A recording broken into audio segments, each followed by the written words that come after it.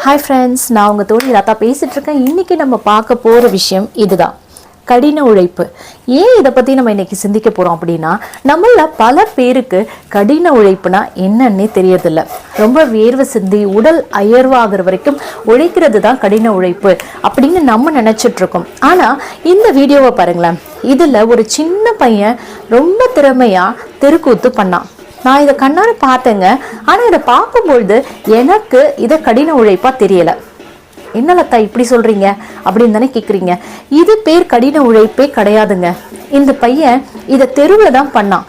மிஞ்சி போனால் அவனுக்கு இது முடிஞ்ச பிறகு கிடைச்ச தொகை எவ்வளோ தெரியுமா? வெறும் 200 ரூபாய் தான் இருக்கும். அங்கே சுற்றி நின்று 10 பேர் தானே போட்டாங்க, 200 ரூபாய் தான் இருக்கும். இதையே அவன் ஒரு யோகா சென்டரில் போய் பண்ணான்னு நினச்சிக்கோங்களேன், அவனுக்கு மாதம் 20,000 கூட சம்பாதிக்கலாம். அதையே அவன் ஒரு சர்க்கஸ்ல பெரிய வித்தையா காட்டும் பொழுது யோசிச்சு பாருங்க, எத்தனை பேரோட பாராட்டு கைத்தட்டல் அதோடு சேர்த்து பணத்தையும் சம்பாதிக்கலாம். ஆனா நம்ம எந்த இடத்துல நம்ம திறமைய காட்டுறோம் அப்படின்றது ரொம்ப ஒரு உதாரணம் சொல்றேன் கேளுங்க. அரிசி மூட்டை இருக்கு, ஒவ்வொரு மூட்டையும் 5 கிலோ. 3வது மாடியில ஏத்தணும்.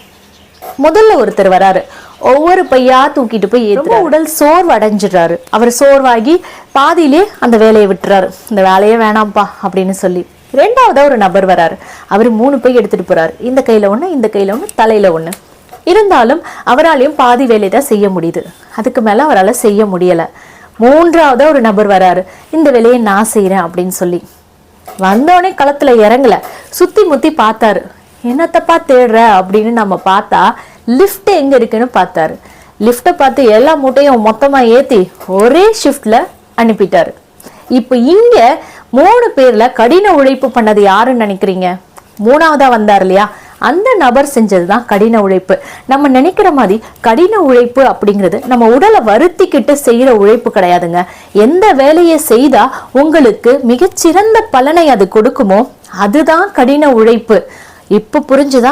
நீங்க ஹார்ட் ஒர்க்கரா இருக்கிறத விட ஸ்மார்ட் ஒர்க்கரா இருக்கிறதுக்கு பல விஷயம் இருக்கு.